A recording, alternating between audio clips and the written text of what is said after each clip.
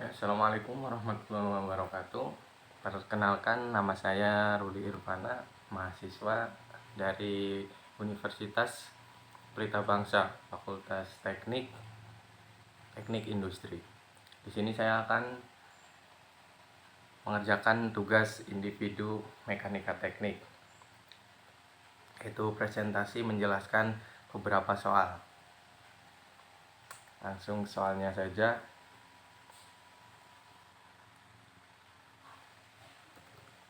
Soal yang pertama yaitu apa yang dimaksud dengan force dan jelaskan spesifikasi yang harus ada dari force tersebut. Gaya secara umum adalah suatu bentuk perubahan. Gaya adalah penyebab yang mengubah sesuatu benda dari keadaan dia menjadi bergerak atau sebaliknya. Beberapa cara atau metode untuk menghitung resultan gaya, yaitu yang pertama metode jajaran genjang atau hukum paralelogram. Yang kedua metode segitiga. Yang ketiga metode poligon segi banyak vektor gaya. Yang keempat metode poligon segi banyak vektor gaya. Yang kelima yaitu metode proyeksi vektor gaya. Lanjut ke soal yang ketiga. Yang kedua, konstruksi balok sederhana dengan tumpuan sendi dan roll menerima beban terpusat pada F1 dan F2 serta beban distribusi merata Q sama dengan 10 kN per meter seperti pada gambar di bawah. Kemudian carilah reaksi di tumpuan A dan B. Langsung ke penyelesaian, yaitu F total sama dengan Pi kali L sama dengan 10 kN dikali 4 sama dengan 40 kN. Kemudian sigma MA sama dengan 0. RVB 10 min F2 8 dikurangi F1 6 dikurangi Q 4 dikali 2 sama dengan 0. RPB 10 dikurangi 8 dikali 8 dikurangi 15 dikali 6 dikurangi 10 dikali 4 dikali 2 sama dengan 0. Resultan VB sama dengan 23,4 kN. Kemudian sigma MB sama dengan 0.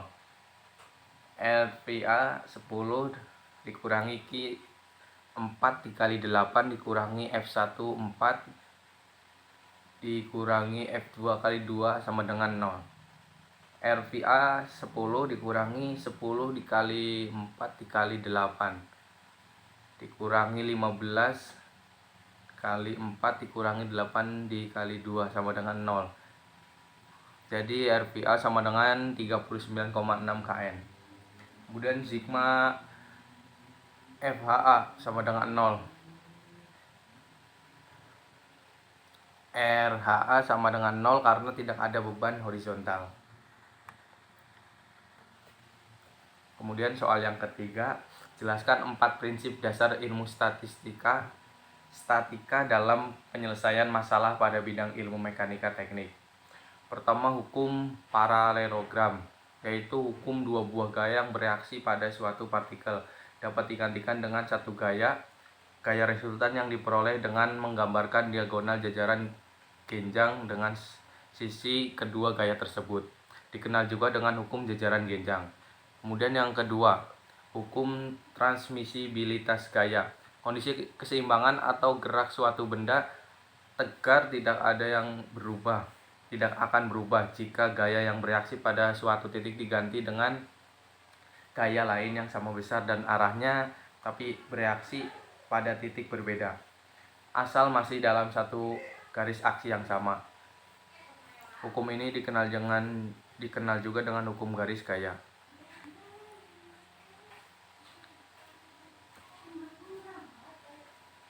Yang kedua, hukum 1 Newton. Bila resultan gaya yang bekerja pada suatu partikel sama dengan 0, tidak ada gaya, maka partikel diam diam atau dikenal dengan partikel bergerak akan tetap bergerak dengan kecepatan konstan, dikenal dengan hukum kelembaban.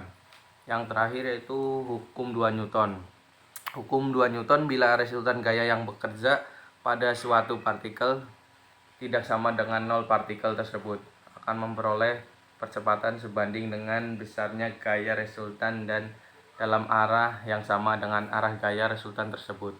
Jika F diterapkan pada massa M, maka berlaku